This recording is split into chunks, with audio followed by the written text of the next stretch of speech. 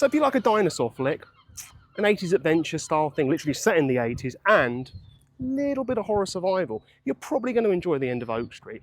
There were flaws I can pick in it though, so I'm going to give a non-spoiler review. So I didn't know much about this movie until about 2 weeks ago, and then it was like, this could be quite fun. I mean, okay, for a start, Anne Hathaway is the star of this, like, no doubt about it. And you've got Ewan McGregor as the avoidant father. That's like an understatement. But it's really weird seeing him with that American accent. I've seen him with an American accent before, but it sounds fine if you don't look at Ewan McGregor.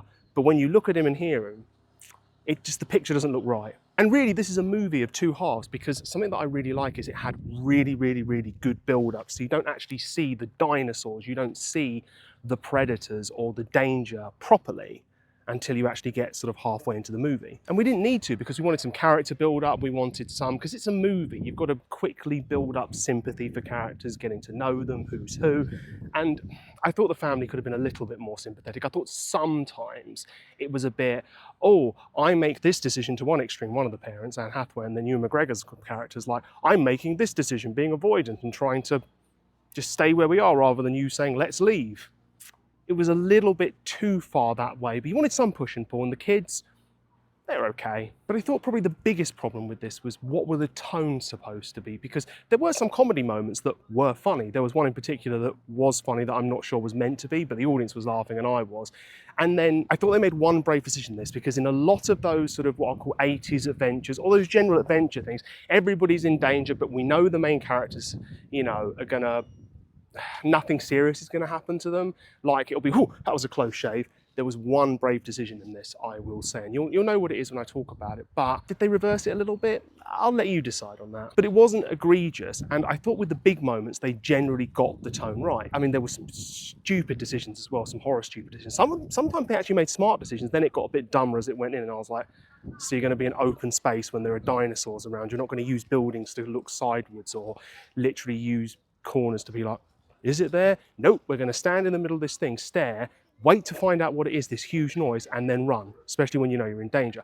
But with that build-up I was talking about, and we got like little glimpses of the dinosaurs, we know dinosaurs are coming, so they didn't need to hide it.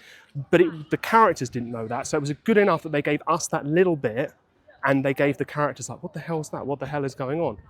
And it wasn't good what happened to Oak Street, so, you know, it wasn't just a nice adventure where there's no consequences. I also liked with the dinosaurs that you had like feathered dinosaurs, for example, because we're looking at them more, not old dinosaurs, but there are more birds, especially when you look at like velociraptors and things like that. I like as well they didn't go for the T-Rex, the velociraptors that they went for in Jurassic Park. That would have been a bit cheap and a bit easy, but sometimes I want the dinosaurs to act a little bit more like animals. Like, if one has been shot, which animal is going to be like, I'm going to keep going, even if they could tank through it? They're going to go, no, you know what? This isn't worth actually, you know, taking this person on. I'm going to go. Also, big bang of a gun, most animals run away, even a polar bear. And then trying to think with the animals, which ones would go for the humans? Because some of them you'd think, well, there are literally cats there and other smaller wildlife, and they will go for that first. And also they'll be a little bit like, what the hell are you? You know, if an animal hasn't seen a human before, they're not going to see it as food immediately.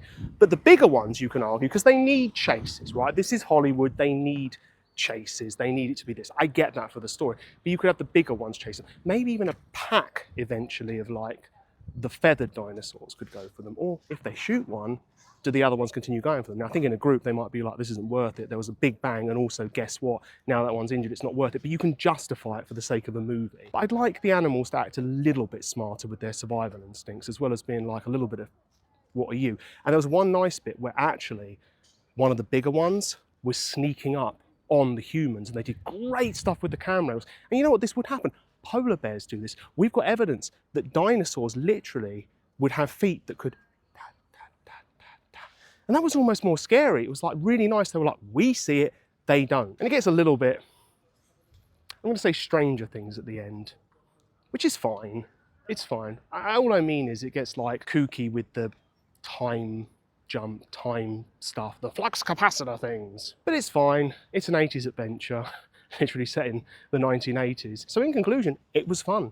If you can switch your brain off from some of those things, you'll definitely have a good time. I would advise that you do that. Then afterwards you can dissect it a bit, sure. But you kind of have to take it for what it is. And it's doing reasonably well at the box office, so... And it's something different. I was not expecting to watch a film like this summer, so that was kind of a nice surprise element. So overall, yeah, it has a few problems here and there. Maybe they could have been a little bit less lazy with some of the writing, but generally, it was a fun time. But what did you think? Did you enjoy it? Did you perhaps think, what the hell, we could have done so much more with a dinosaur adventure? I'd like to see somebody do something, okay, well, humans haven't met with dinosaurs, but more realistic with a dinosaur adventure. Maybe something slightly different, but if you like that sort of thing, you're going to enjoy it. So, but did you not enjoy it? Let me know in the comments below. Please like, subscribe, ring the bell, all that good stuff. Your support is really appreciated, and that's how you get more content from this channel. And until next time, I'll see you later.